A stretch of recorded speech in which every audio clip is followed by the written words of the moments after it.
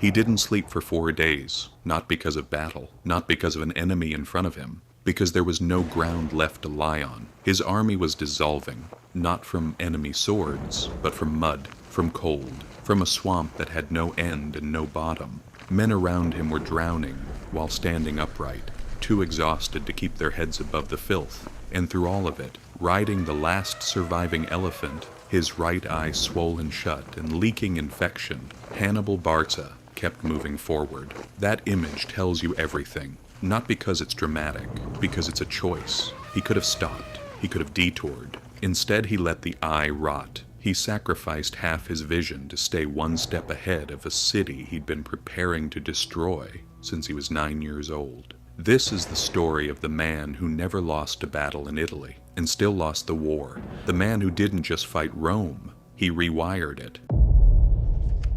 Drawn from history. To understand what made Hannibal capable of something like that, capable of watching his own body fail and simply continuing, you have to go back 20 years before the swamp, back to a temple in Carthage where a father was manufacturing the most dangerous weapon the ancient world had ever seen. Carthage had just lost the First Punic War. They'd handed Sicily to Rome, paid humiliating war reparations, and watched their Mediterranean empire slowly bleed out. For most people, that was the reality. You accept it, you rebuild, you move on. Hannibal Barca didn't accept anything.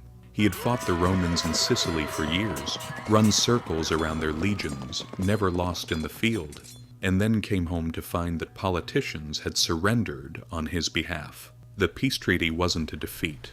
It was, in his mind, a betrayal, and Hannibal was the kind of man who didn't forget betrayals.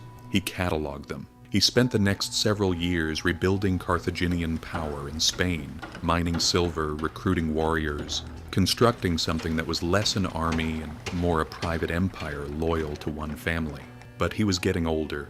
He knew that to finish what had been taken from him, he needed something that would outlive him. He took his 9-year-old son into the temple of Baal Hammon and made him swear an oath over a freshly killed sacrifice. Never be a friend of Rome, never stop fighting it. Think about what that moment actually was, not a childhood promise. A psychological anchor installed at an age when the mind is still forming. From that day, Hannibal didn't have a career. He had a mission, and there's a crucial difference. Careers can be abandoned. Missions don't let go. He was raised in military camps, not palaces. He ate with the soldiers, slept on the ground, learned to read terrain before he could read literature. He watched his father fight. He absorbed it all, the ambushes, the speed, the understanding that war is not about strength. It's about making your enemy do what you need them to do, without them realizing it. When Hannibal drowned during a skirmish in 228 BC, drawing enemy cavalry away from his own sons, sacrificing himself so they could escape, Hannibal was 18. The architect was gone, but the weapon was finished. By 218 BC, Hannibal was 29 years old and in command of the finest multicultural army in the ancient world. Libyan veterans, Numidian cavalry, Iberian warriors, all of them fanatically loyal, not to Carthage, not to any senate or king, but to the Barca name, to him. He could have waited. He could have fought Rome on conventional terms, let them come to him, defended Carthaginian territory. That was the rational strategy. Instead, he looked north, toward the mountains. The Alps were not just a geographic obstacle. In the ancient mind, they were the edge of the known world, the place where the gods lived and humans died. And Hannibal decided to walk over them in late autumn, with 50,000 soldiers, thousands of horses, and 37 war elephants. Military professionals, even today, call it an act of organized insanity. The march was exactly that. Gallic tribes ambushed from above, rolling boulders down onto the column while men and horses screamed into the abyss below. The cold killed faster than the enemy. Then came the cliff face. A massive landslide had erased the path entirely. Drop of 1,000 feet on one side, sheer rock wall on the other. No way forward, no way back. Hannibal's response to that moment reveals everything about how his mind worked.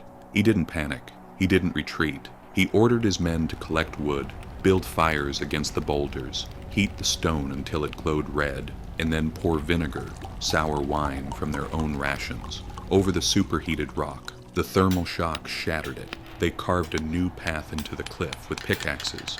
He'd turned a dead end into a door. 15 days in the mountains. He entered with nearly 60,000 men. He came out with 26,000. Half his army, gone, to cold, to rock, to despair. He arrived in Italy gaunt, depleted, and outnumbered, and Rome had no idea he was coming. What followed in the next 2 years should not have been possible. At the Trebia River in December of 218, he lured a Roman consul into crossing a freezing river at dawn, soldiers half hypothermic before the battle even began, and annihilated them with an ambush his brother Mago had been hiding in the undergrowth for days, waiting in silence for the exact right moment. At Lake Trasimene the following spring, he used morning fog as a weapon. He hid an entire army in forested hills above a narrow lakeshore road, waited for the Roman column to march blind below him and hit them simultaneously from every direction. No warning, no time to form ranks. 15,000 Romans were killed in less than 3 hours. When the Roman historian Livy recorded that battle, he noted something almost impossible. An earthquake struck the region during the massacre. Statues toppled in cities miles away. Rivers changed course. Not a single soldier noticed. They were too deep in the terror of survival to feel the earth move beneath them. But these were preludes. The real statement came in August of 216 BC, Cannae. Rome had assembled the largest army in its history, 86,000 men, a sledgehammer designed to end the war through sheer mass. They marched toward Hannibal with absolute confidence. Outnumbered nearly 2 to 1, he appeared to be finished. What happened instead was a geometry lesson written in blood. Hannibal arranged his weakest troops, Gauls and Iberians, in the center in a deliberate convex bulge pointing toward the Romans. His elite African veterans he placed on the wings, out of sight, behind the curve. When the Romans crashed into the center and began pushing forward, believing they were winning, believing Hannibal's line was breaking, they were actually entering a sack. The center didn't collapse. It retreated deliberately, drawing the Roman mass deeper, inverting the line from convex to concave. Then the wings closed. The Romans were surrounded, and then the compression began. 80,000 men packed into a shrinking space until they couldn't raise their swords. The dust was blinding. The heat was suffocating. Men dug holes in the ground and buried their faces in the earth to escape the noise, the pressure, the dying. Historical accounts describe Hannibal's soldiers cutting the hamstrings of the outer Romans, disabling them, moving to kill the next standing man, returning later to finish the first. It was not a battle. It was industrial-scale butchery. At the height of it, historians estimate 600 Romans died every minute. By sunset, more than 50,000 lay dead, 80 senators among them. Rome had lost 20% of its entire adult male population in a single afternoon. That night, Hannibal's cavalry commander Maharbal stood in his tent and said something that has echoed for 2,000 years. "You know how to gain a victory, Hannibal, but you do not know how to use one." Hannibal didn't march on Rome. Historians have debated that decision ever since. Was it caution, wisdom, the absence of siege equipment? Or was it the first sign that the man who had planned everything, the crossing, the marshes, the ambushes, the double envelopment, had not planned for this? For what Rome would become when it had nothing left to lose?